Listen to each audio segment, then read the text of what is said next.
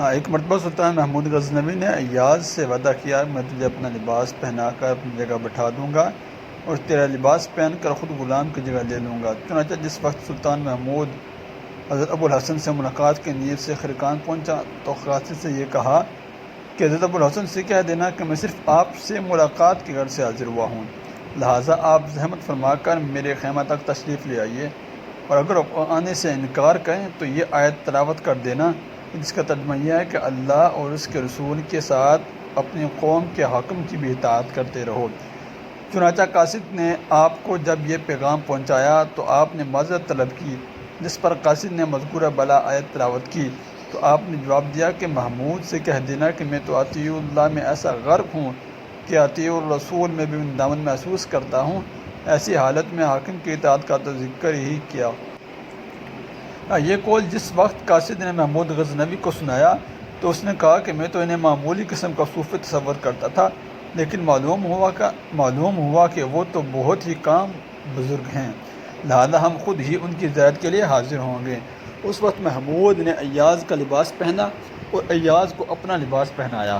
اور خود 10 کنیزوں کو مردانہ لباس پہنا کر ان کے ساتھ بطور غلام کے ملاقات کرنے پہنچ گیا۔ آپ نے اس کے سلام کا جواب تو دے دیا مگر تعظیم کے لیے کھڑے نہیں ہوئے، اور محمود جو غلام کے لباس میں ملبوس تھا اس کی طرف متوجہ ہو گئے، لیکن ایاز جو شاہانہ لباس میں تھا اس جانب قطعی توجہ نہ دی، اور جب محمود نے جواب دیا کہ یہ دام فریب تو ایسا نہیں ہے جس میں آپ جیسے شہباز پھنس سکیں، پھر آپ نے محمود کا ہاتھ تھام کر فرمایا کہ پہلے ان نامحرموں کو باہر نکال دو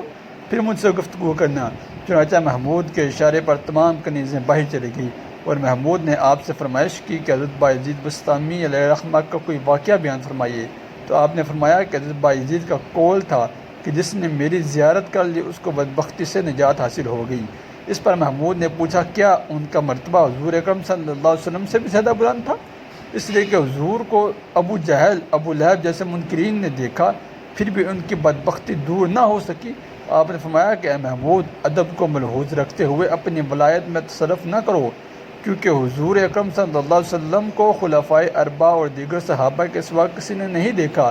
جس کی دلیل یہ آیت مبارکہ ہے کہ جس کا ترجمہ ہے کہ اے نبی صلی اللہ علیہ وسلم، آپ ان کو دیکھتے ہیں جو آپ کی جانب نظر کرتے ہیں، حالانکہ وہ آپ کو نہیں دیکھ سکتے۔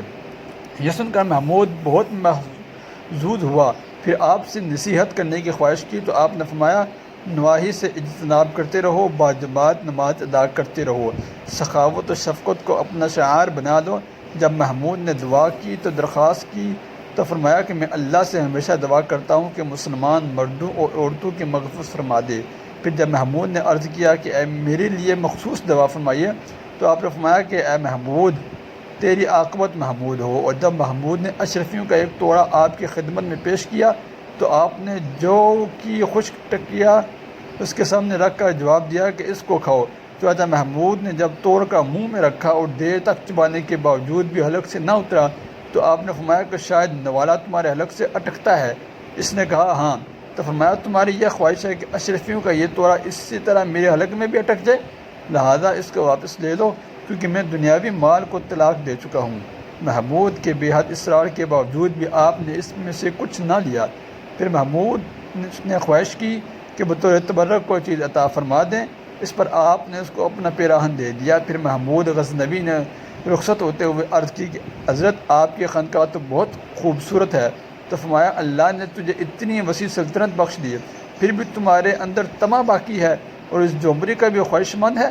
یہ سن کر اس کو بے حد ندامت ہوئی، اور جب وہ رخصت ہونے لگا تو آپ تعظیم کے لیے کھڑے ہو گئے تو اس نے پوچھا کہ میری آمد کے وقت تو آپ نے تعظیم نہیں کی، پھر اب کیوں کھڑے ہو گئے؟ فرمایا اس وقت تمہارے اندر شاہد تکبر موجود تھا اور میرا امتحان لینے آئے تھے، لیکن اب عجز و درویشی کی حالت میں واپس جا رہی ہو اور خورشید فقط تمہاری پیشانی پر درخشندہ ہے۔ اس کے بعد محمود سلطان غزنوی رخصت ہو گئے۔ تذکرۃ الاولیاء میں یہ واقعہ موجود ہے۔